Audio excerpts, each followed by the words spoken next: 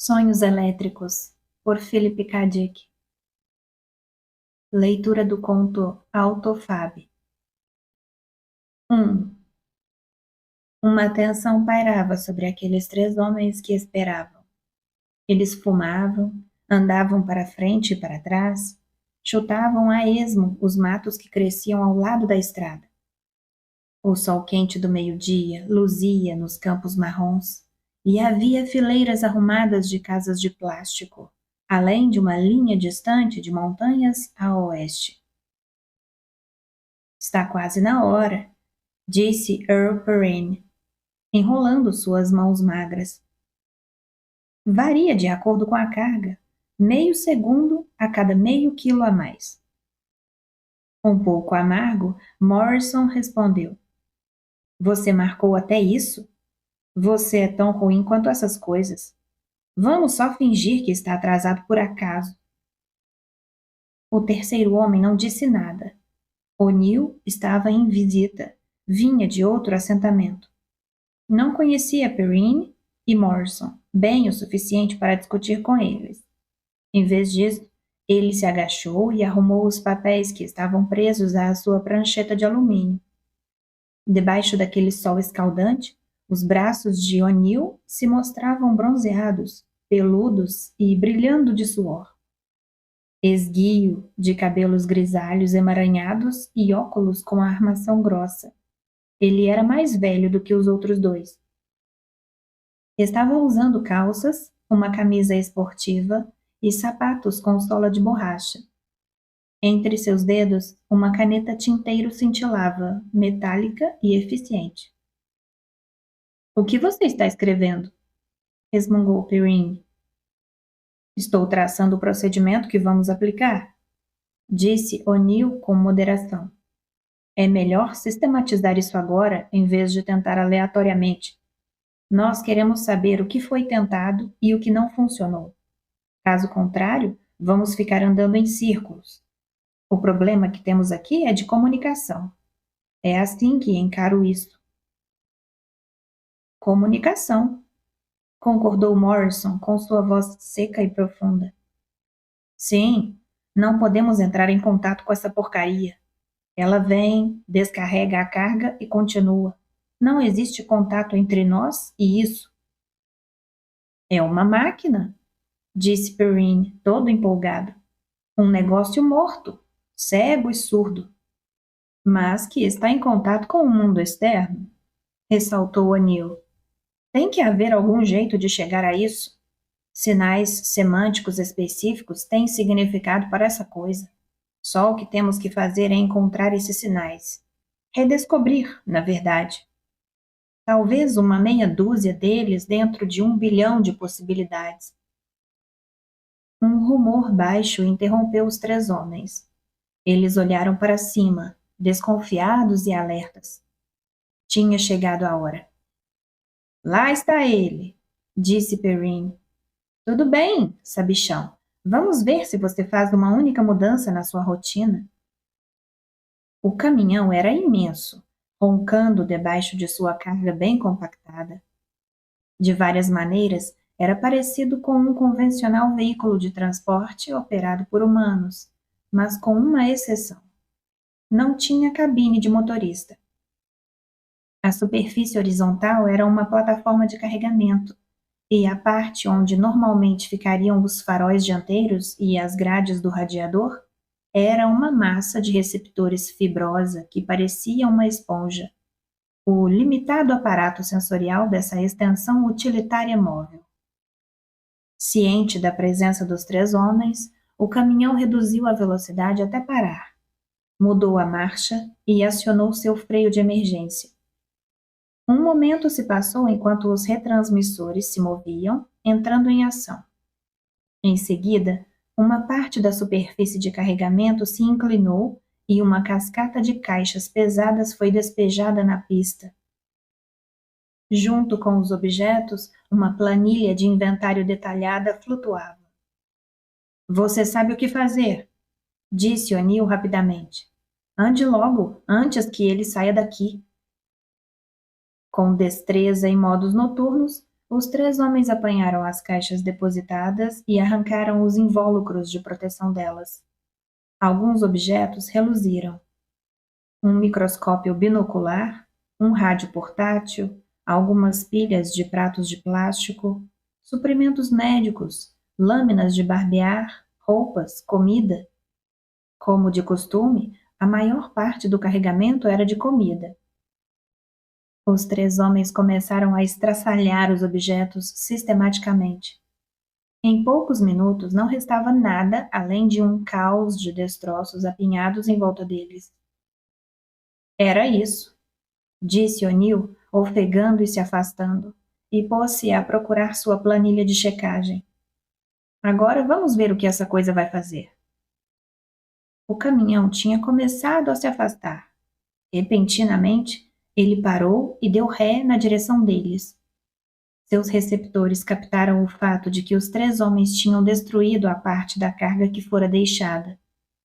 Ele se virou num estrondo, dando meia volta, e se aproximou para que seu compartimento receptor ficasse diante deles. A antena subiu. Tinha começado a se comunicar com a fábrica. Instruções estavam a caminho. Uma segunda carga idêntica se inclinou e foi empurrada para fora do caminhão.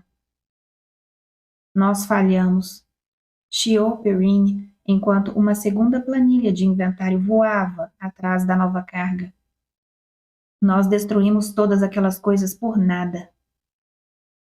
E agora? Morrison perguntou a O'Neill.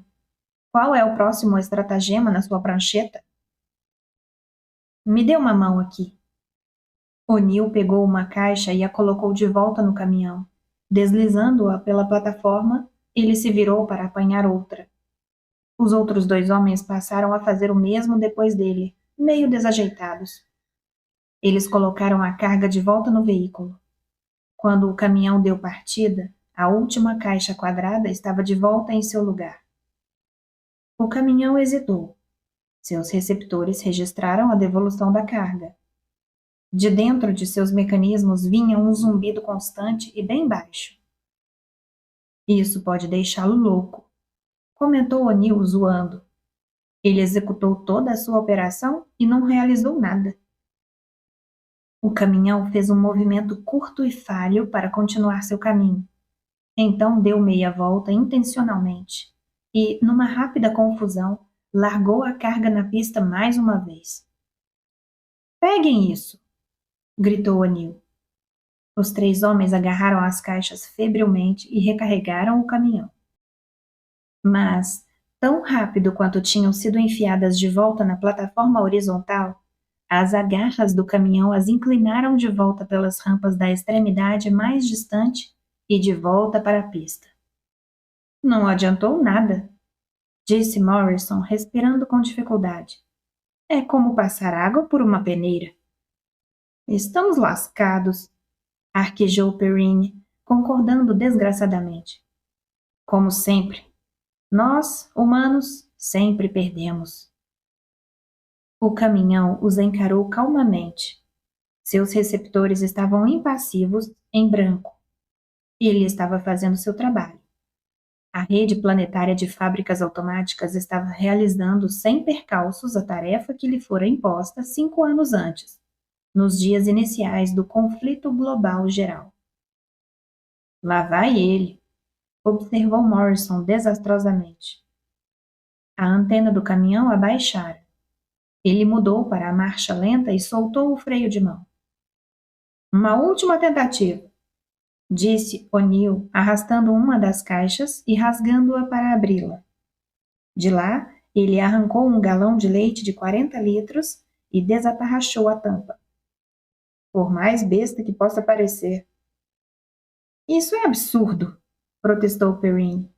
Meio relutante, ele encontrou um copo em meio aos restos apinhados e mergulhou-o no leite. É uma brincadeira de criança. O caminhão havia parado para observá-los. Apenas façam, ordenou O'Neill com rispidez. Exatamente do jeito que a gente treinou. Os 3 beberam rapidamente o leite do galão, deixando-o escorrer visivelmente em seus queixos. Aquilo que eles estavam fazendo não podia ser confundido em hipótese alguma. Como planejado, O'Neill foi o primeiro. Com o rosto retorcido de repugnância, ele arremessou o copo para longe e cuspiu o leite violentamente na pista. Meu Deus do céu! Disse ele, engasgando. Os outros dois fizeram a mesma coisa. Batendo o pé e xingando alto, eles derrubaram o galão de leite a chutes e encararam o caminhão com um ar acusador. Isso não está nada bom, berrou Morrison. Curioso, o caminhão voltou vagarosamente. Sinapses eletrônicas davam estalos e zumbidos, respondendo à situação. A antena se ergueu novamente, feito um mastro. Acho que a hora é agora, disse O'Neill tremendo. Enquanto o caminhão assistia, ele arrastou para fora um segundo galão de leite. Desatarrachou a tampa e experimentou o conteúdo. A mesma coisa, gritou ele para o caminhão. Está ruim igual. De dentro do caminhão surgiu um cilindro de metal. O cilindro caiu aos pés de Morrison, que logo o apanhou do chão e rompeu-o para abrir. Determinar natureza do efeito. As folhas de instruções listavam uma série de possíveis defeitos, com campos claros para cada um. Um bastãozinho de contato vinha junto para indicar a deficiência específica do produto. O que devo marcar? Perguntou Morrison. Contaminado? Com bactérias? Azedo? Rançoso? Etiquetado incorretamente? Amassado? Rachado? Torto? Sujo? Pensando rapidamente, O'Neill disse: Não marque nenhuma das opções. A fábrica com certeza está pronta para testar e refazer as amostras. Eles vão fazer uma análise própria e depois simplesmente ignorar a gente. Seu rosto brilhou quando uma desvairada inspiração lhe ocorreu. Escreva no campo em branco no final. É um espaço aberto para acrescentar dados adicionais. Escrever o quê? O'Neill disse. Escreva: o produto está totalmente introgado. O que é isso? Perguntou Perrine, atordoado. Escreva. É uma adulteração semântica. A fábrica não vai ser capaz de entender isso. Talvez a gente consiga obstruir os trabalhos. Com a caneta de O'Neill, Morrison escreveu cuidadosamente que o leite estava introgado. Balançando a cabeça, ele tornou a fechar o cilindro e devolveu-o ao caminhão. O caminhão recolheu os galões de leite e bateu sua grade protetora ordenadamente de volta no lugar. Ele partiu cantando pneu. De sua fenda, saltou um último cilindro. O caminhão se afastou com pressa, deixando o cilindro caído na poeira. O'Neill abriu o objeto e ergueu o papel para que os outros também pudessem ver. Um representante da fábrica será enviado. Esteja preparado para fornecer dados completos sobre a deficiência do produto. Por um instante, os três homens ficaram em silêncio. Então, Perrine começou a dar uma risadinha. Nós conseguimos! Estabelecemos contato. Conseguimos nos comunicar. Conseguimos mesmo, concordou O'Neill. Ele nunca tinha ouvido falar que um produto estava introgado. O amplo cubo metálico da fábrica de Kansas City recortava a base das montanhas. Sua superfície estava corroída, toda esburacada, como se tivesse uma catapora de radiação, rachada e cheia de cicatrizes dos 5 anos de guerra que a haviam atingido. A maior parte da fábrica estava enterrada abaixo do solo. Apenas seus andares de entrada ficavam visíveis. O caminhão era um pontinho que roncava em alta velocidade rumo àquela vastidão de metal preto. Então, uma abertura se formou naquela superfície uniforme. O veículo mergulhou nela e desapareceu lá dentro. A entrada se fechou num estalo. Agora a grande tarefa continua, disse O'Neill. Temos que convencer a fábrica a encerrar suas operações, a fechar a si mesma. 2. Judith O'Neill serviu um café preto bem quente para as pessoas que estavam sentadas na sala de estar. Seu marido falava enquanto os outros ouviam. O'Neill era o mais próximo de uma autoridade no sistema Autofab que ainda podia se encontrar. Em sua própria área, a região de Chicago, ele tinha colocado a cerca de proteção da fábrica local em curto-circuito por tempo o suficiente para escapar com algumas das fitas de dados que ficavam armazenadas no cérebro posterior. A fábrica, claro, construiu um tipo melhor de cerca imediatamente. Mas ele mostrara que as fábricas não eram infalíveis. O Instituto de Cibernética Aplicada, explicou O'Neill, tinha controle total sobre a rede. Pode colocar a culpa na guerra. Pode colocar a culpa no grande ruído entre as linhas de comunicação que eliminaram todo o conhecimento de que precisamos. Seja qual for o caso, o Instituto falhou na transmissão de dados para nós. Por isso, não podemos enviar nossa informação para as fábricas. Basicamente, é a notícia de que a guerra terminou e de que estamos prontos para retomar o controle das operações industriais.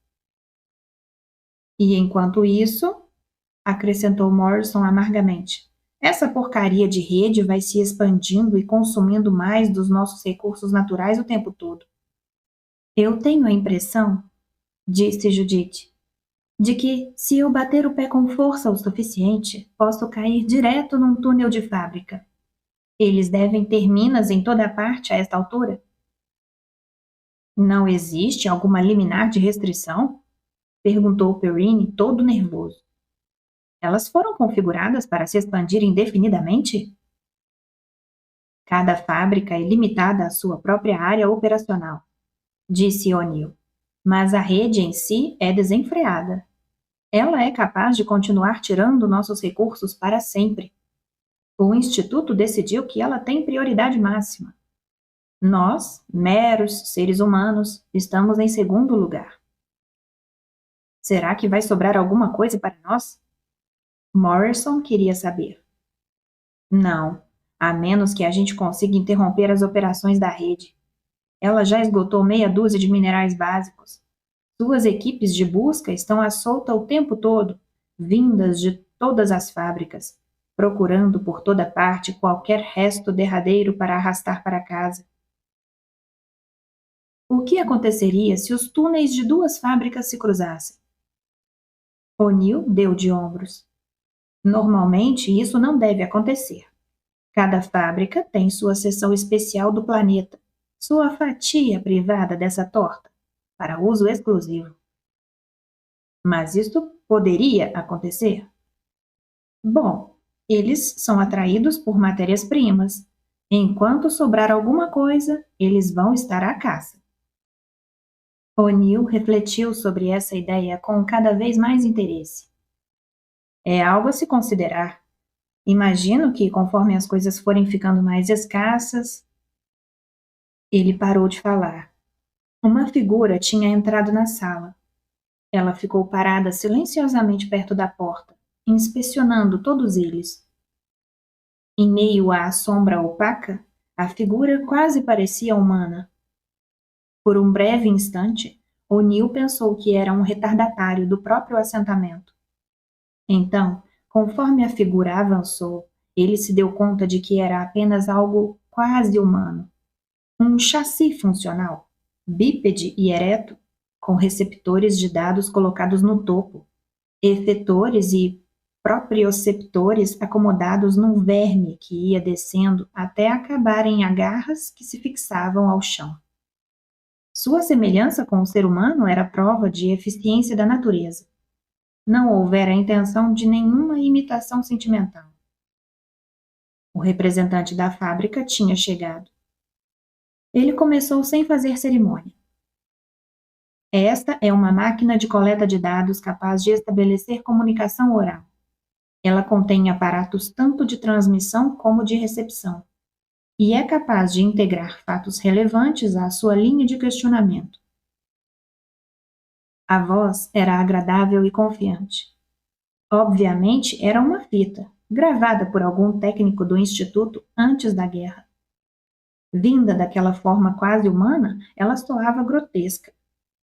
O'Neill conseguia imaginar vivamente o jovem morto, cuja voz agora saía da boca mecânica daquela construção vertical de aço e fios. Uma pequena advertência. Continuou a voz agradável. É infrutífero considerar esse receptor humano e envolvê-lo em discussões para as quais ele não está equipado. Ainda que seja resoluto, ele não é capaz de pensamento conceitual. Consegue apenas reagrupar materiais que já estão disponíveis para si. A voz otimista deu um estalo e se desligou, e uma segunda voz surgiu. Ela se parecia com a primeira, mas agora não havia entonações ou maneirismos pessoais. A máquina estava usando o padrão de discurso fonético daquele homem morto para a própria comunicação. Análise do produto rejeitado, afirmou ela. Não mostra nenhum elemento estranho ou deterioração notável. O produto cumpre com os padrões de testes contínuos empregados em toda a rede. Portanto, a rejeição se dá em uma base externa à área de teste. Padrões não disponíveis para a rede estão sendo empregados. É isso mesmo, concordou O'Neill. Medindo suas palavras com cautela, ele continuou. Consideramos o leite abaixo dos padrões. Não queremos nada assim. Insistimos em produtos mais bem cuidados. Agora era a máquina quem respondia. O conteúdo semântico do termo introgado não é familiar para a rede. Ele não existe no vocabulário registrado. Você pode apresentar uma análise factual do leite em termos de elementos específicos que estão presentes ou ausentes? Não, respondeu O'Neill cautelosamente. O jogo que ele estava jogando era intrincado e perigoso. Introgado é um termo geral. Não pode ser reduzido a constituintes químicos. O que significa introgado? Perguntou a máquina. Você pode defini-lo em termos de símbolos semânticos alternativos? O'Neill hesitou. O representante precisava ser conduzido daquele inquérito específico para regiões mais gerais, até chegar ao problema derradeiro de fechar toda a rede. Se ele conseguisse bisbilhotar lá dentro em algum momento, se conseguisse disparar a discussão teórica. Introgado, afirmou ele, significa a condição de um produto que é fabricado quando não há necessidade. Indica a rejeição de objetos por não serem mais desejados. O representante disse: a análise da rede mostra a necessidade de um substituto de leite pasteurizado de alto nível nesta área. Não existe fonte alternativa. A rede controla todos os tipos de equipamento do gênero mamífero sintético que existem. Instruções originais gravadas descrevem o leite como essencial à dieta humana. A máquina estava passando a perna em O'Neill, devolvendo a discussão a seu aspecto específico. Nós decidimos, disse ele desesperadamente, que não queremos mais leite. Preferiríamos viver sem ele, pelo menos até conseguirmos localizar as vacas. Isto é contrário às fitas da rede, contestou o representante. Não há vacas. Todo o leite é produzido sinteticamente. Então nós vamos produzir sinteticamente por conta própria, interrompeu Morrison, impaciente. Porque nós não podemos tomar o controle das máquinas. Meu Deus, nós não somos crianças? Podemos tomar conta das nossas próprias vidas. O representante da fábrica se moveu em direção à porta. Até esse momento, quando a comunidade de vocês encontrar outras fontes de fornecimento de leite, a rede vai continuar a fornecê-lo a vocês.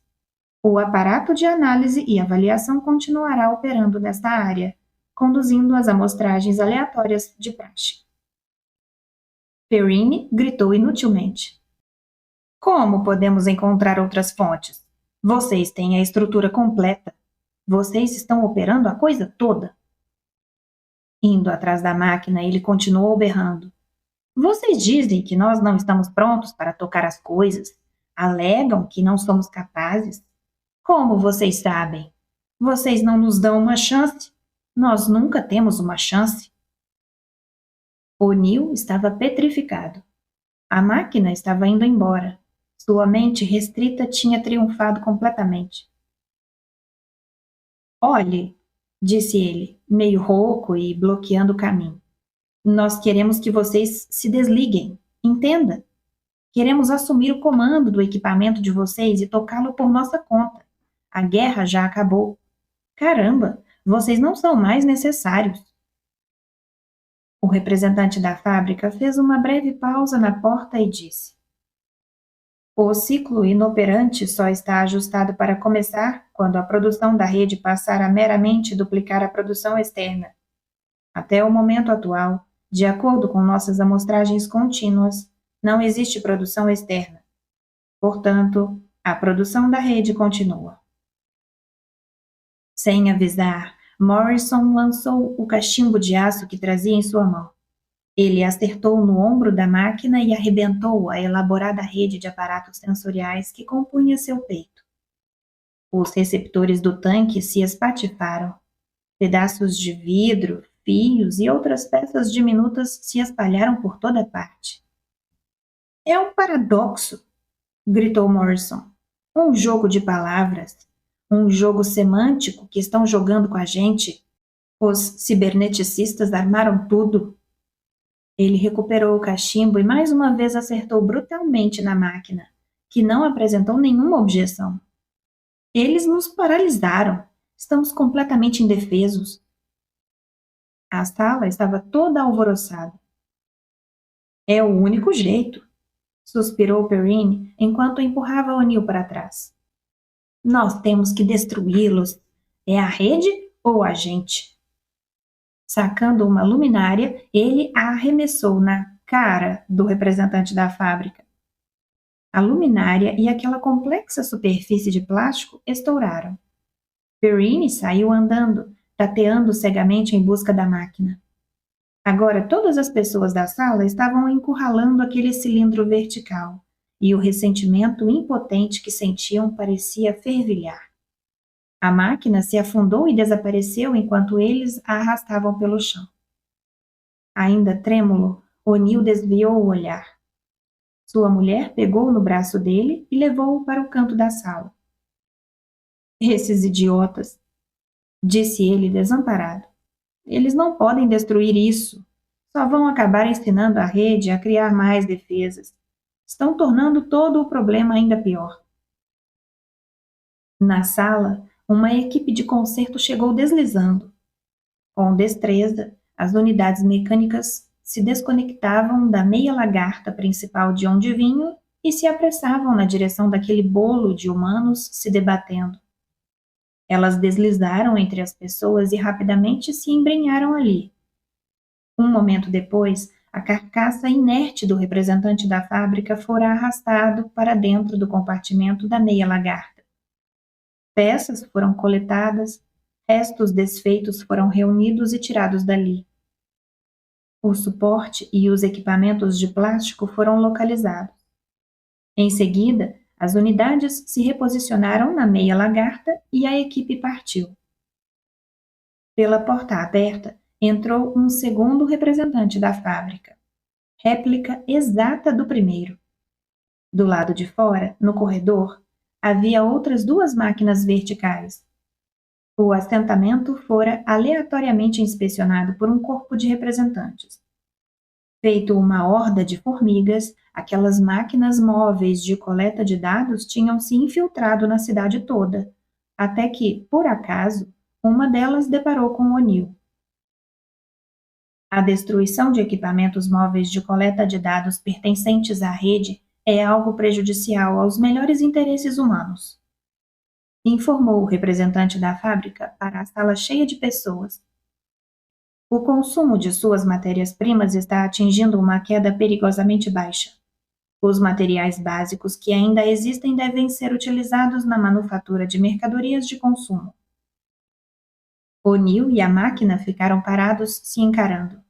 Oh, disse O'Neill com suavidade. Isso é interessante. Fico me perguntando o que mais tem faltado a vocês e por quais dessas coisas vocês realmente estariam dispostos a lutar. Hélices de helicóptero davam seus ganidos metálicos acima de O'Neill. Ele as ignorava e, pela janela da cabine, espiava o chão que estava abaixo, não muito distante. Só se viam escória e ruínas espalhadas por toda parte. Ervas daninhas iam subindo intrometidas com seus cabinhos fracos por onde insetos se deslocavam. Aqui e ali, colônias de ratos eram visíveis. Tocas emaranhadas construídas com ossos e entulhos. A radiação causara uma mutação nos ratos, assim como na maioria dos insetos e animais. Um pouco mais adiante, O'Neill identificou um esquadrão de pássaros que perseguia uma marmota. A marmota mergulhou numa fenda cuidadosamente preparada na superfície de escória e os pássaros desviaram, contrariados. Você acha que algum dia vamos conseguir reconstruir isso? Perguntou Morrison. Eu fico mal só de olhar. Ah, seu tempo, respondeu O'Neill, considerando, claro, que a gente consiga retomar o controle industrial. E considerando também que não vai sobrar nada com que trabalhar. No melhor dos casos, vai ser lento. Vamos ter que avançar aos poucos a partir dos assentamentos. À direita havia uma colônia humana, verdadeiros espantalhos maltrapilhos, abatidos e macilentos, vivendo em meio às ruínas do que outrora fora uma cidade. Alguns hectares de terra improdutiva haviam sido limpados. Vegetais pendurados murchavam ao sol. Galinhas ciscavam indiferentes aqui e ali, e um cavalo todo cercado de mosquitos estava deitado e ofegando à sombra de um abrigo grosseiro. Invasores de ruínas, disse O'Neill meio soturno, distantes demais da rede. Não são tangenciados por nenhuma das fábricas.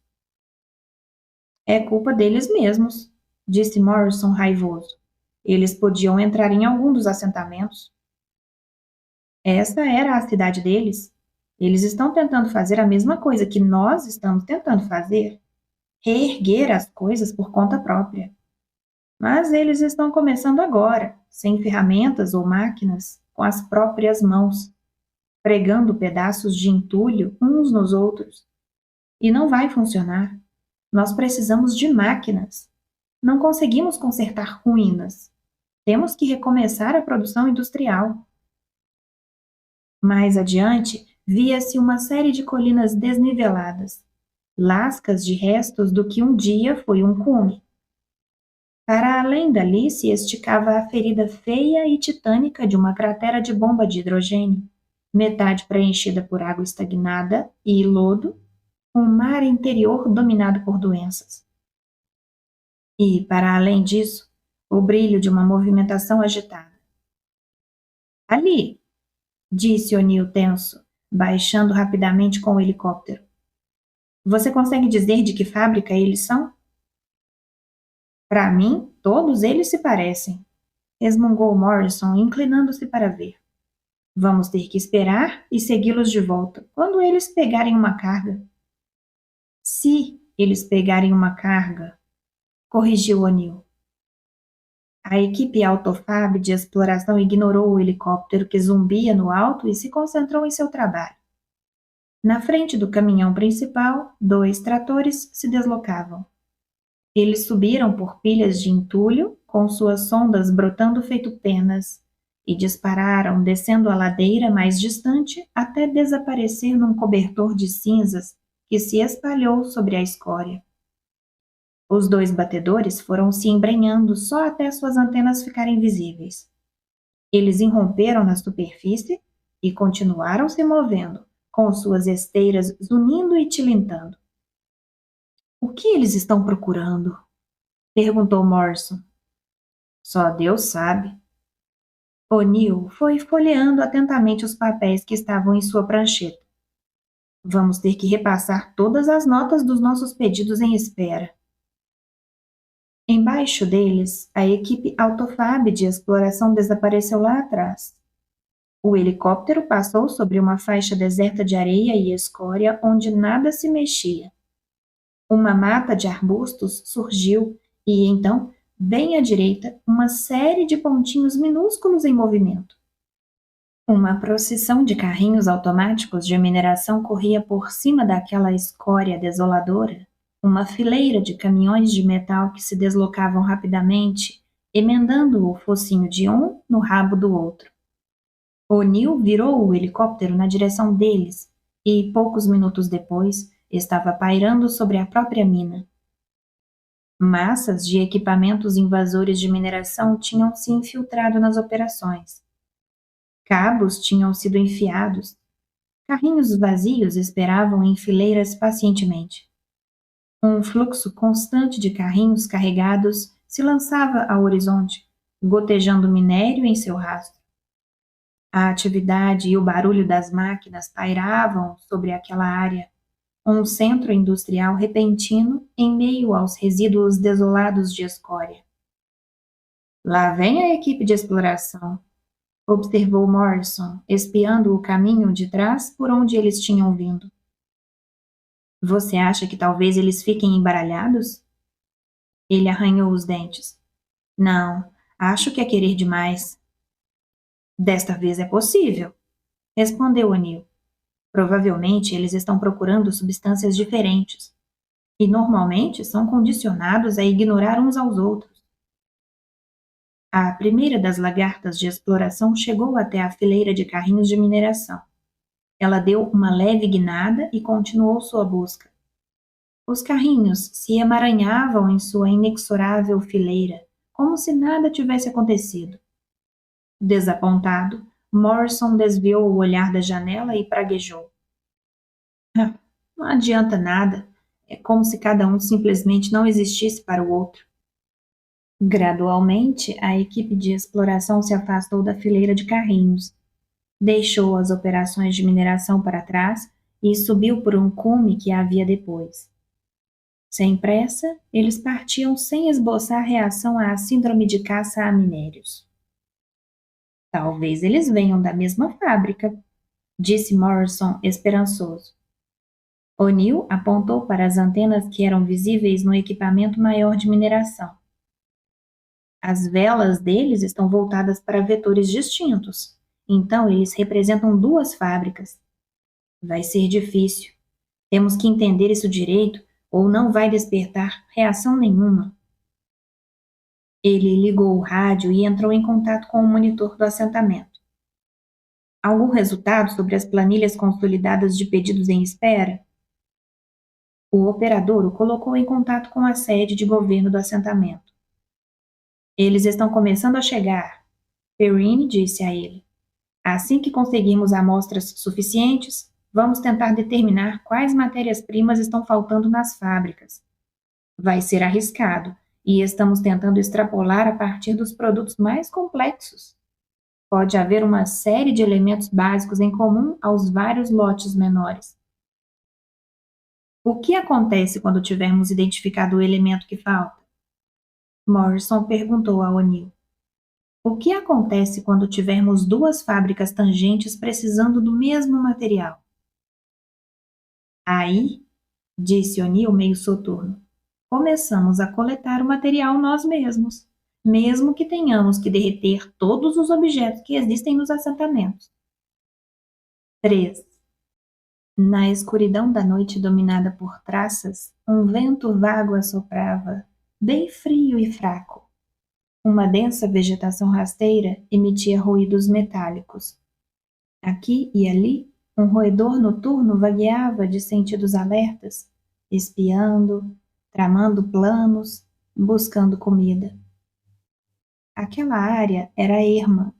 Não havia nenhum assentamento humano num raio de quilômetros. Toda a região ardera até ficar murcha, cauterizada por repetidas explosões de bombas de hidrogênio. Em algum lugar naquela escuridão turva, um letárgico filete de água seguia seu caminho em meio à escória e às ervas daninhas, respingando densamente no que outrora fora um elaborado labirinto de rede de esgoto. Os encanamentos rachados e quebrados sobressaíam no breu da noite, tomados pela vegetação rasteira que se impunha. O vento movia nuvens de cinzas negras que rodopiavam e dançavam em meio ao mato. Então uma imensa curruíra mutante se alvoroçou, sonolenta, arrastou sobre si mesma sua grosseira manta noturna de proteção toda feita de farrapos e dormitou. Por algum tempo, não houve nenhum movimento. Um rastro de estrelas se pronunciava no céu, brilhando forte e remotamente. Earl Perrine sentiu um calafrio. Espiou acima e se aninhou mais perto do elemento aquecedor que pulsava no chão em meio aos 3 homens. E então? Desafiou Morrison, batendo os dentes. O'Neill não respondeu. Ele terminou seu cigarro, amassou-o numa pilha de escória em putrefação e, sacando um isqueiro, acendeu outro. A massa de tungstênio, a isca, estava a uns 100 metros à frente deles. Nos últimos dias, as fábricas de Detroit e Pittsburgh ficaram sem tungstênio. E, em pelo menos um setor, o aparato de ambas se sobrepôs. Aquele montinho inexpressivo representava ferramentas de corte de precisão, peças arrancadas de interruptores elétricos, equipamentos cirúrgicos de alta qualidade, partes de ímãs permanentes, dispositivos de medição. Tungstênio oriundo de todas as fontes possíveis, reunido febrilmente por todos os assentamentos. Uma névoa obscura se espalhava sobre aquela pilha de tungstênio. Ocasionalmente, uma trasta noturna voejou um pouco mais baixo, atraída pelo brilho refletido das estrelas. A traça pairou por um momento, bateu suas longas asas inutilmente contra aquela confusão de metais entrelaçados e saiu zanzando, adentrando as sombras das abundantes videiras que subiam pelos cotocos dos canos de esgoto. Não é bem algo que se chamaria de um lugar bonito pra caramba, disse Perrine ironicamente. Não se engane, retorquiu O'Neill. Este é o lugar mais bonito da Terra. Este é o lugar que marca o túmulo da rede Autofab. As pessoas vão vir até aqui procurando esse ponto algum dia. Vai existir uma placa de 1 quilômetro de altura aqui. Você está tentando manter os ânimos em alta? Bufou Morrison. Você não acha mesmo que eles vão se estraçalhar por causa de um montinho de ferramentas cirúrgicas e filamentos de lâmpada? Eles provavelmente têm uma máquina lá no nível mais profundo que suga tungstênio direto da pedra. Talvez, disse O'Neill, batendo em um mosquito. O inseto se esquivou com astúcia, então foi zumbindo para incomodar Perrine.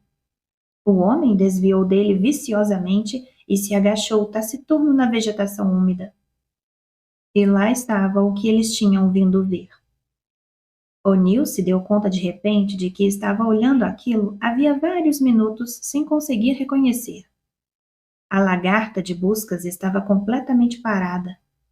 Ela descansava em cima de um pequeno monte de escória, com sua extremidade anterior ligeiramente erguida e os receptores totalmente esticados. Devia ser algum trambolho abandonado. Não havia atividade de nenhum tipo, nenhum sinal de vida ou de consciência. A lagarta de buscas se encaixava perfeitamente naquela paisagem desolada, tomada pelo fogo. Aquele distraído apanhado de lâminas de metal, engrenagens e esteiras estava ali parado, à espera. E também observava. Ela estava examinando a pilha de tungstênio. A isca tinha acabado de levar sua primeira mordida. Tem peixe, disse Perrine grosseiramente. A linha se mexeu. Acho que o chumbo afundou. Que diabos você está resmungando aí? Chiou Morrison até que ele também viu a lagarta de buscas. Jesus! Sussurrou ele, ficando meio de pé, com sua estrutura corpulenta arqueada para a frente. Bom, aí está uma delas. Agora, tudo o que precisamos é de uma unidade da outra fábrica. De qual você acha que é essa daí? O'Neill localizou a ventoinha de comunicação e traçou seu ângulo. Pittsburgh. Então vamos rezar para aparecer uma de Detroit. E rezar que nem loucos. Toda satisfeita, a lagarta de buscas se desprendeu e foi rolando para a frente. Aproximando-se cuidadosamente do montinho, ela começou a executar uma série de manobras intrincadas, indo primeiro em uma direção e depois em outra. Os 3 homens que assistiam estavam perplexos, até que avistaram as primeiras hastes de sondagem de outras lagartas de busca. Comunicação? Disse O'Neill suavemente. Igual às abelhas. Agora, 5 lagartas de busca estavam se aproximando do pequeno monte de produtos de tungstênio. Com os receptores vibrando excitados, elas aumentaram o ritmo, apressando-se num impulso repentino de descoberta e subindo até o topo do monte pela lateral.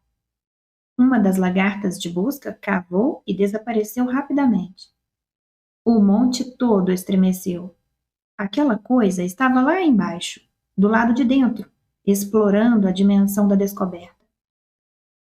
10 minutos depois, os primeiros carrinhos de mineração de Pittsburgh surgiram e começaram a sair dali rápida e laboriosamente com suas porções. Caramba! Disse O'Neill agoniado. Eles vão pegar tudo antes dos de Detroit aparecerem. A gente não pode fazer nada para diminuir a velocidade deles? Perguntou Perrine, desamparado. Ficando de pé num salto, ele apanhou uma pedra e lançou-a na direção do carrinho mais próximo. A pedra rebateu e o carrinho continuou seu trabalho, imperturbável. O'Neill também ficou de pé e se pôs a rondar por ali, com o corpo enrijecido por uma fúria impotente. Onde estariam eles? Os autofabs eram iguais em todos os aspectos, e o local estava exatamente à mesma distância linear de cada um dos centros. Teoricamente, os grupos deviam ter chegado ao mesmo tempo. No entanto, ainda não havia nem sinal de Detroit, e as últimas peças de tungstênio estavam sendo carregadas diante dos olhos dele. Então, algo passou por ele em disparada. Algo que ele não reconheceu, pois o objeto se movia muito rápido. A coisa disparou feito um tiro em meio ao emaranhado de videiras, correu pela lateral até o cume daquele monte e se lançou de forma violenta, descendo pelo lado mais distante. Ele bateu diretamente no carrinho da dianteira. O projétil e a vítima se estraçalharam num repentino estouro sonoro. Morrison ficou de pé num salto. Que porra é essa? É isso!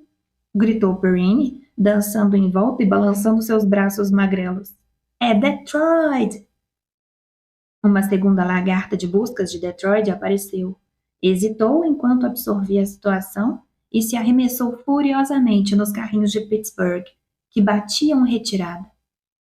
Fragmentos de tungstênio se espalharam por todo lado.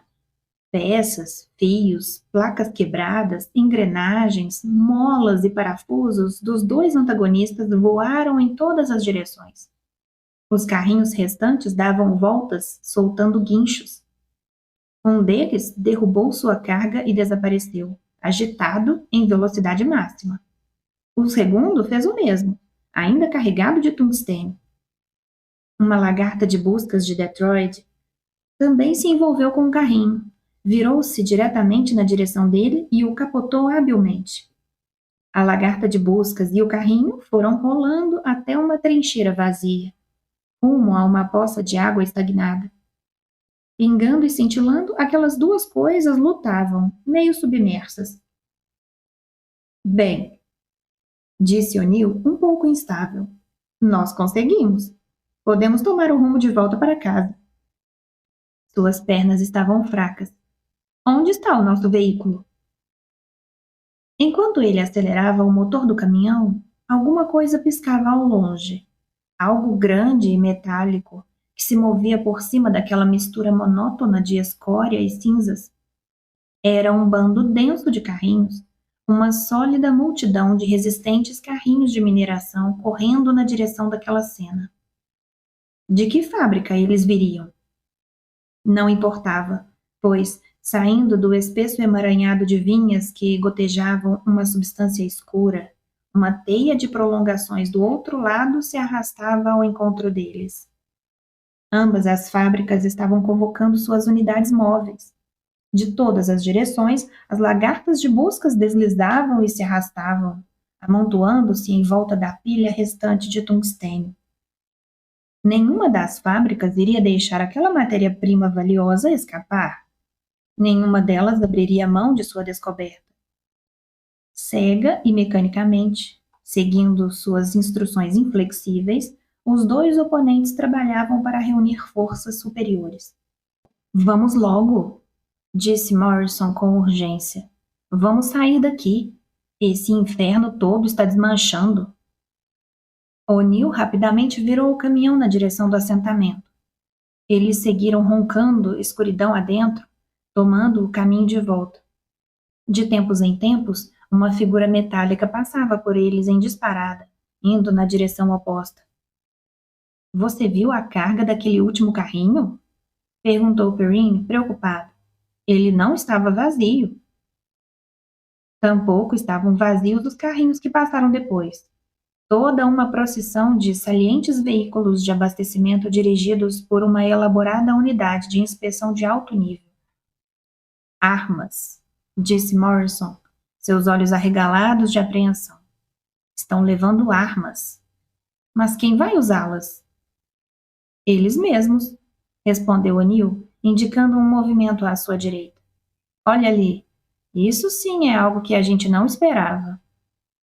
Eles estavam vendo o primeiro representante de fábrica entrando em ação. Quando o caminhão parou no assentamento de Kansas City, Judith foi correndo, esbaforida, na direção deles. Palpitando em suas mãos havia um pedaço de papel alumínio. O que é isso? Perguntou O'Neill, pegando aquilo da mão dela. Apenas venha. Ela se esforçava para recobrar o fôlego. Um carro móvel. Chegou correndo, deixou isso e foi embora. Uma grande excitação. Minha nossa, a fábrica virou uma fogueira de luzes. Dá para ver a quilômetros. O'Neill averiguou o papel. Era uma certificação da fábrica sobre o último conjunto de pedidos feitos pelo assentamento, uma tabela completa dos bens solicitados e analisados pela fábrica.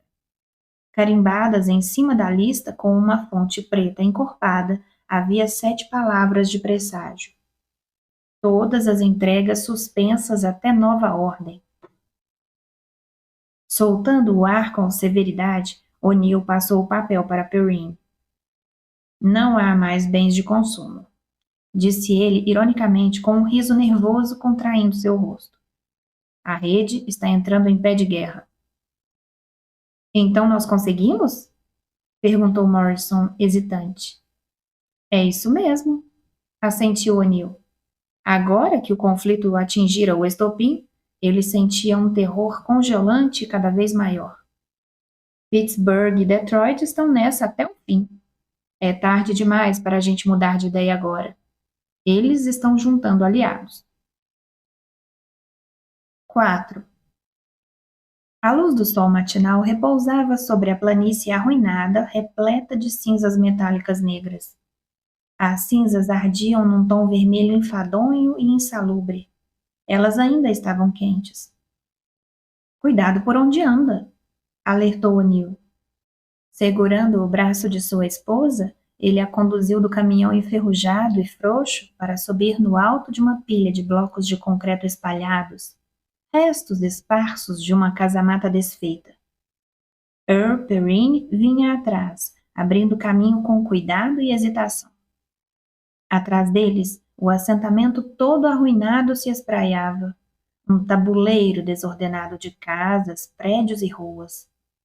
Desde que a rede Autofab encerrara suas atividades de fornecimento e manutenção, os assentamentos humanos haviam entrado num estado de quase barbárie.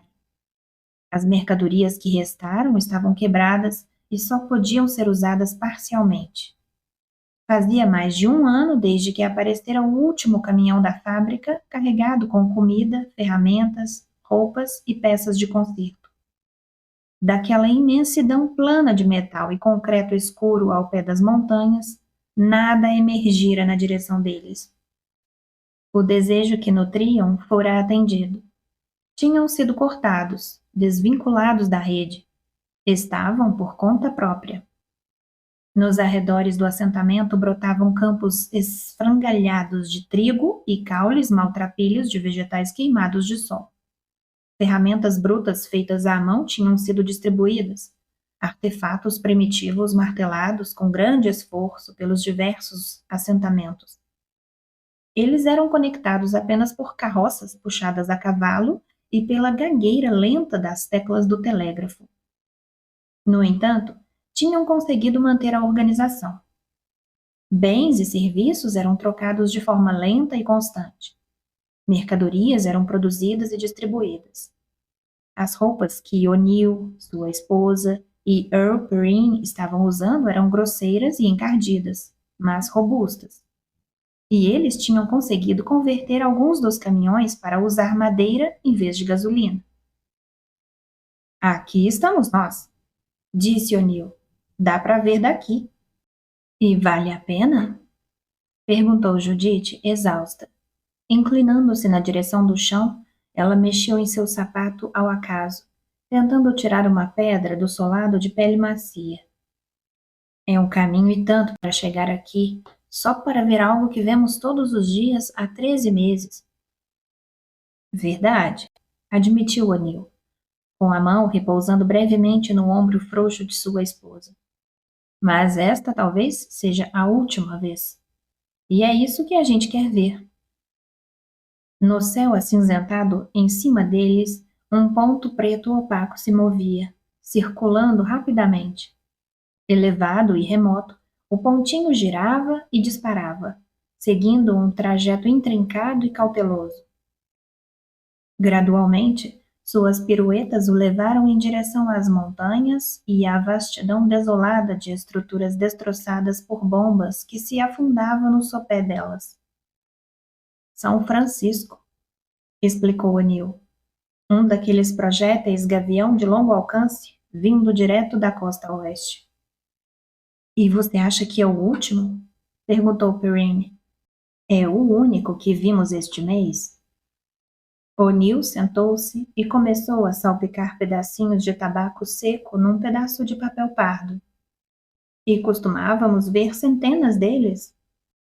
Talvez eles tenham algo melhor, sugeriu Judith, que encontrou uma pedra lisa e sentou-se nela, exaurida. Seria possível?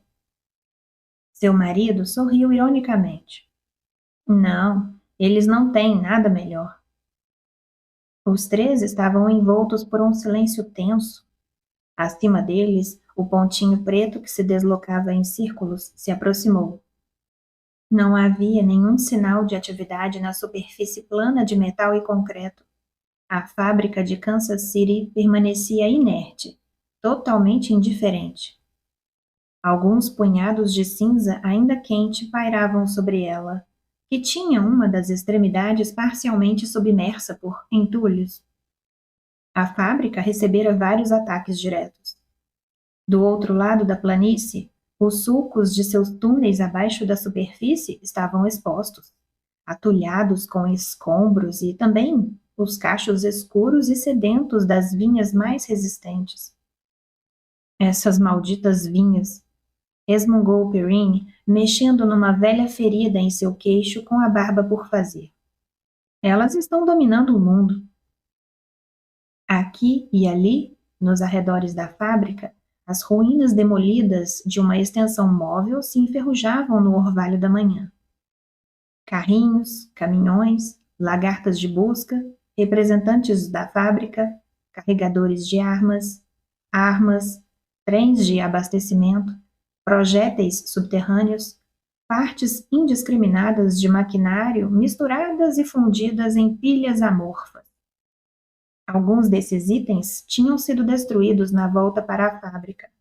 Outros haviam sido contatados conforme emergiam completamente abastecidos, carregados de equipamentos. A fábrica em si, ou pelo menos o que restara dela, parecia ter se estabelecido ainda mais fundo dentro da terra. Sua superfície externa mal podia ser vista. Estava praticamente perdida em meio às cinzas que pairavam. Em 4 dias, não haveria mais nenhuma atividade conhecida, nenhum movimento visível de nenhum tipo. Está morta, disse Perrine. Dá para ver que está morta. O'Neill não respondeu. Agachando-se, encontrou uma posição cômoda e se preparou para esperar. Dentro de sua cabeça, tinha certeza de que algum fragmento de automação ainda restava na fábrica toda deteriorada. O tempo acabaria por dizer. Ele avaliou seu relógio de pulso. Eram 8h30. Nos velhos tempos, a fábrica estaria começando sua rotina diária. Procissões de caminhões e unidades móveis variadas estariam chegando à superfície carregadas de suprimentos para começar suas expedições aos assentamentos humanos. Mais à direita, alguma coisa se mexeu. Ele logo voltou sua atenção para aquilo. Um único carrinho de coleta de minério todo surrado estava se arrastando desengonçado na direção da fábrica.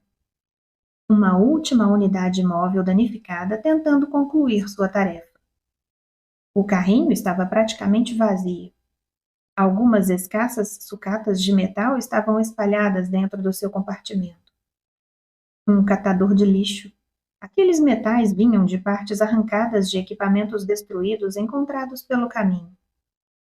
Debilmente, feito um inseto metálico e cego, o carrinho se aproximou da fábrica. Seu avanço era incrivelmente convulsivo. De tempos em tempos, ele parava, pinoteava, estremecia e vagueava sem rumo para fora do seu caminho. O controle vai mal, disse Judith com um toque de horror na voz. A fábrica está com problemas para orientá-lo de volta. Sim, ele virá a mesma coisa. Nos arredores de Nova York, a fábrica tinha perdido completamente seu transmissor de alta frequência. Suas unidades móveis tinham se atrapalhado em piruetas amalucadas, correndo em círculos aleatórios, batendo contra rochas e árvores, caindo em valas e capotando, até por fim se desmazelarem e tornarem-se relutantemente inanimadas. O carrinho de mineração atingiu a extremidade da planície arruinada e se interrompeu brevemente. Acima dele, o pontinho preto continuava circulando no céu. Por algum tempo, o carrinho permaneceu paralisado. A fábrica está tentando tomar uma decisão, disse Perrine. Ele precisa do material, mas está com medo daquele gavião lá em cima. Enquanto a fábrica deliberava, nada se mexia. Até que o carrinho de mineração retomou novamente seu rastejar contínuo. Ele deixou o emaranhado de vinhas e continuou atravessando aquela planície arreganhada por explosões. Tediosamente e com uma cautela infinita, o carrinho se dirigiu até o pedaço de concreto escuro e metal na base das montanhas. O gavião parou de rondar. Abaixem-se, disse O'Neill abruptamente. Esses negócios estão armados com aquelas novas bombas. Sua esposa e Perrine se agacharam ao lado dele e os três ficaram espiando cautelosamente a planície e aquele inseto de metal que se arrastava laboriosamente nela. No céu, o gavião se estendeu numa linha reta até pairar diretamente sobre o carrinho. Então, sem emitir nenhum som ou alerta, ele desceu num mergulho direto. Levando as mãos ao rosto, Judith soltou um grito agudo. Não posso ver isso! É terrível! São como animais selvagens. Ele não está atrás do carrinho, chiou O'Neill. Enquanto o projétil suspenso no ar caía, o carrinho irrompeu assumindo uma velocidade desesperada. Ele saiu correndo ruidosamente em direção à fábrica, tilintando e chacoalhando, tentando atingir um ponto de segurança numa última tentativa inútil. Esquecendo-se da ameaça que havia em cima, a fábrica se abriu num frenesi faminto e orientou sua unidade móvel diretamente para dentro. O gavião conseguira o que queria. Antes que a barreira pudesse se fechar, o gavião arremeteu para baixo num longo deslizar paralelo ao chão. Conforme o carrinho desaparecia nas profundezas da fábrica, o gavião disparou atrás dele, um ligeiro bruxuleio de metal que se lançava de forma violenta na frente do carrinho que tilintava. Tomando ciência repentinamente, a fábrica se fechou num só estalo. De um jeito grotesco, o carrinho se debatia. Fora pego em cheio pela entrada semi-fechada. Mas não importava se ele tinha conseguido se libertar ou não. Havia um movimento estrondoso e enfadonho. O chão se movia, inchava e depois voltava ao normal. Uma onda de choque profunda passou por baixo dos 3 seres humanos que assistiam a tudo. Da fábrica, uma única coluna de fumaça preta se ergueu. A superfície de concreto se partiu feito um casulo seco. Ela murchou e se rompeu, e pedaços destruídos de si pingavam numa precipitação de ruínas. A fumaça se sustentou por um tempo, flutuando a esmo e para longe com o vento da manhã. A fábrica tinha se transformado em meros destroços fundidos e destruídos. Ela havia sido penetrada e destruída. O'Neill se pôs de pé rigidamente. Isso é tudo. Acabou de vez. A gente conseguiu o que pretendia. A destruição da rede Autofab.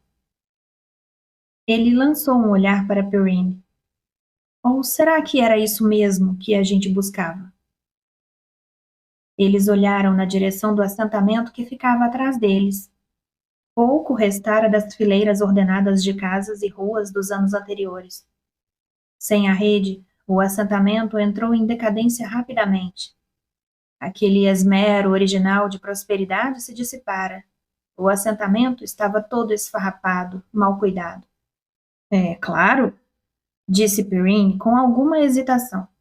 Depois que entrarmos nas fábricas e começarmos a estabelecer nossas próprias linhas de montagem...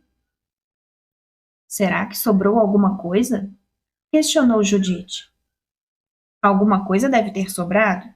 Meu Deus, tinha níveis subterrâneos que desciam por quilômetros. Algumas dessas bombas que eles desenvolveram mais para o fim eram terrivelmente grandes, apontou Judith. Melhores do que qualquer outra coisa que tivemos durante a nossa guerra. Você se lembra daquele acampamento que a gente viu? O dos invasores de ruínas? Eu não estava junto, disse Perrine. Eles eram como animais selvagens. Comiam raízes e larvas. Estavam afiando pedras, tingindo peles. Pura selvageria e bestialidade. Mas é isso que pessoas assim querem? Respondeu Perrine na defensiva. Será que querem? Nós queremos isso aqui? O'Neill apontou para o assentamento isolado. Era isso que a gente estava buscando naquele dia em que juntamos todo o tungstênio? Ou naquele dia em que dissemos para o caminhão da fábrica que o leite estava... Ele não conseguia se lembrar do termo. Introgado, completou Judith. Vamos lá, disse O'Neill. Vamos começar. Vamos ver o que sobrou dessa fábrica. O que sobrou para nós. Eles se aproximaram da fábrica em ruínas com a tarde já avançada. 4 caminhões roncavam trêmulos, subindo até a beira daquele buraco destruído até que pararam. Seus motores fumegavam e os escapamentos gotejavam. Cautelosos e alertas, trabalhadores se lançavam lá para baixo e pisavam escrupulosamente nas cinzas ainda quentes.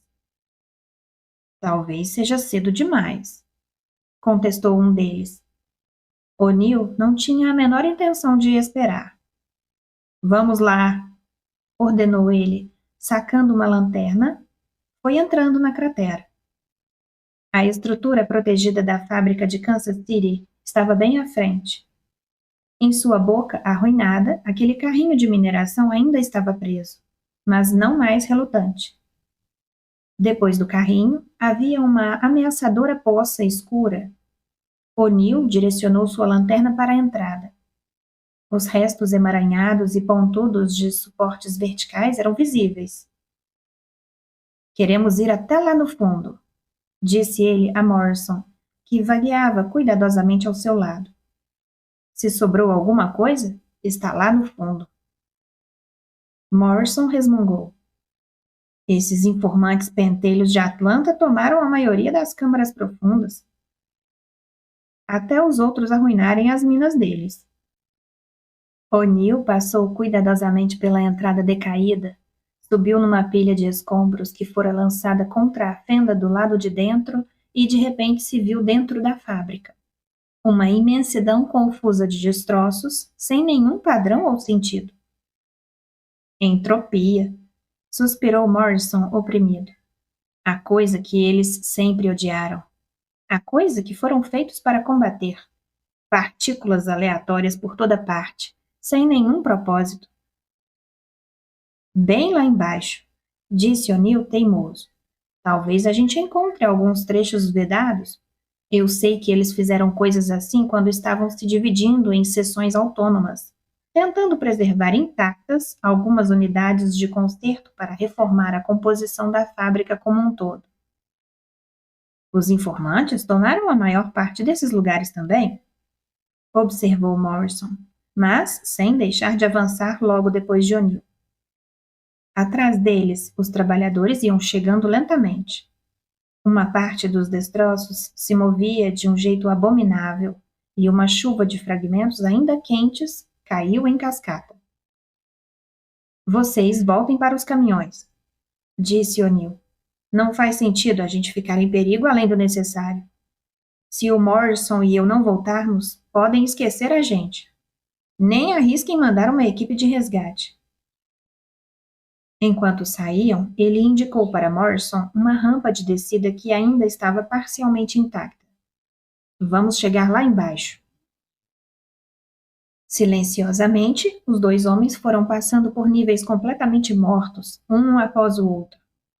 Intermináveis quilômetros de ruínas obscuras que se espalhavam, sem nenhum som ou atividade em volta. As formas vagas daquele maquinário escurecido, as esteiras imóveis e os equipamentos de transporte estavam parcialmente visíveis, e os cascos semi-concluídos de projéteis de guerra devidamente torcidos e envergados pela explosão final. Nós podemos recuperar um pouco disso, disse O'Neill, mas ele mesmo não acreditava naquilo de fato. O maquinário estava fundido e amorfo, e tudo na fábrica tinha se desfeito. Uma escória derretida sem nenhuma forma ou utilidade. Quando a gente chegar de volta à superfície... Não podemos, contradisse Morrison amargamente. Nós não temos guindastes nem guinchos. Ele chutou uma pilha de suprimentos carbonizados que tinham parado numa esteira quebrada e se derramado no meio da rampa. Parecia uma boa ideia na época, disse O'Neill enquanto os dois continuavam, deixando para trás andares vazios com máquinas. Mas, agora, quando olho para trás, não tenho tanta certeza assim. Eles tinham penetrado fundo na fábrica. O último nível se estendia diante deles. O'Neill apontava a lanterna aqui e ali, tentando localizar partes não destruídas, trechos da linha de montagem que ainda estivessem intactos. Foi Morrison quem sentiu primeiro. Repentinamente, ele caiu de quatro. Seu corpo pesado estava pressionado contra o chão. E ele ali deitado, só ouvindo, com o rosto enrijecido e os olhos arregalados. Pelo amor de Deus! O que é isso? Gritou O'Neill. Então ele também sentiu. Abaixo deles, uma vibração fraca e insistente murmurava embaixo do chão. um murmúrio constante de atividade. Eles estavam errados. O gavião não tinha sido totalmente bem-sucedido. Lá embaixo, num nível ainda mais profundo, algumas operações limitadas persistiam. Por conta própria, resmungou O'Neill, procurando por alguma extensão do elevador de descida. Atividade autônoma, programada para continuar depois que todo o resto tivesse acabado. Como será que a gente faz para descer? O elevador de descida estava quebrado, bloqueado por uma densa divisória de metal.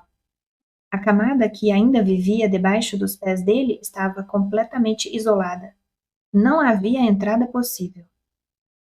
Correndo de volta pelo caminho por onde tinham vindo, O'Neill chegou à superfície e acenou para o primeiro caminhão. Onde está esse maldito maçarico? Passe para cá. O precioso maçarico foi passado até ele, que se apressou de volta, ofegante, adentrando as profundidades da fábrica arruinada, onde Morrison o aguardava. Juntos, os dois começaram freneticamente a tentar cortar aquele assoalho de metal todo torto, queimando as camadas vedadas da malha de proteção. Está chegando, suspirou Morrison, apertando os olhos sob o brilho do maçarico. A placa caiu num baque, desaparecendo no nível inferior. Um clarão de luz branca rebentou ao redor deles e os dois homens saltaram para trás. Naquela câmara isolada, uma atividade furiosa ressoava e ecoava.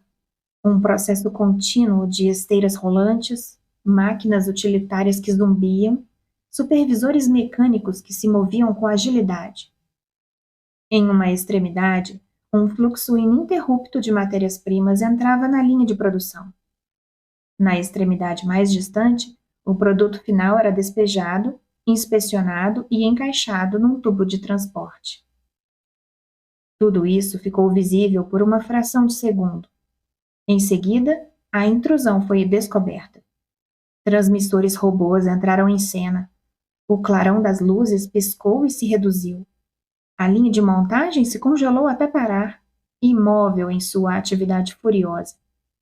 As máquinas deram um estalo e desligaram. Então, tudo ficou silencioso.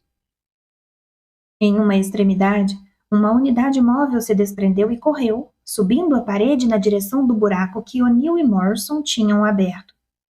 Ela começou a bater com força para fixar uma vedação de emergência no lugar e soldou-a bem apertada com toda a destreza.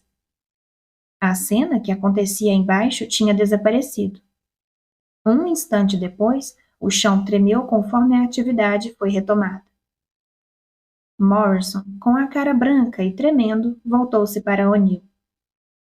O que eles estão fazendo? O que eles estão produzindo? Não são armas, disse O'Neill. Aquelas coisas estão sendo mandadas para cima, gesticulou Morrison convulsivamente, para a superfície. Trêmulo, O'Neill ficou de pé com algum esforço e disse: Será que a gente consegue encontrar o local de destino? Eu acho que sim. É melhor conseguirmos.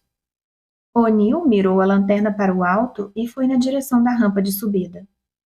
Nós vamos ter que ver o que são esses agregados de minério que eles estão mandando para cima.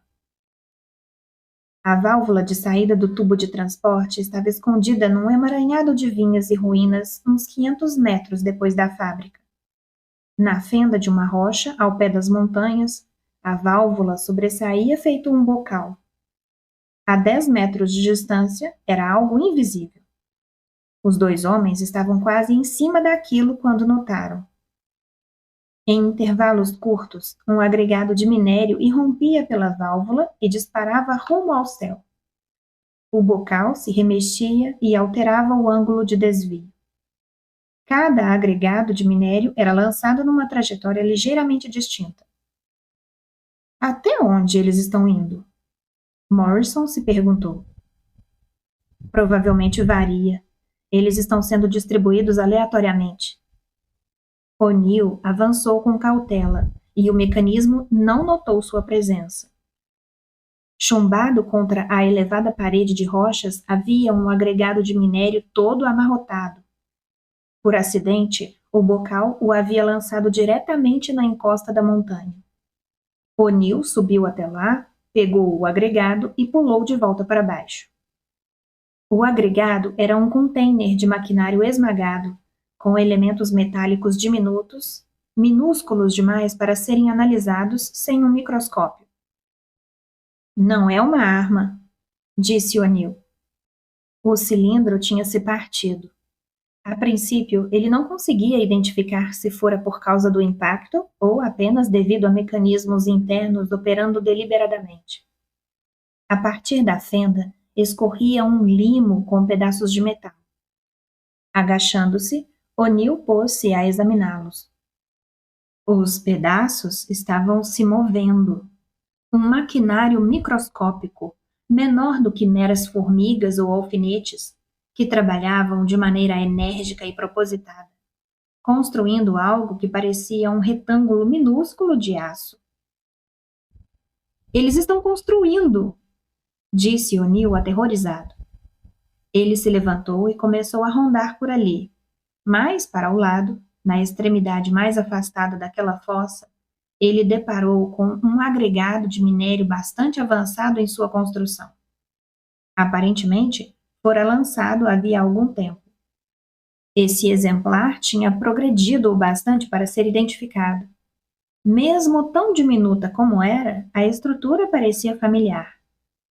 Aquele maquinário estava construindo uma réplica em miniatura da fábrica demolida. Bom, disse O'Neill reflexivo. Estamos de volta ao ponto de partida. Se isso é bom ou ruim, eu não sei. Acho que eles devem estar por toda a terra a esta altura, disse Morrison, pousando por toda parte e começando a trabalhar. Um pensamento atingiu O'Neill. Talvez alguns deles estejam ajustados para a velocidade de fuga. Isso seria engenhoso. Redes autofab espalhadas por todo o universo.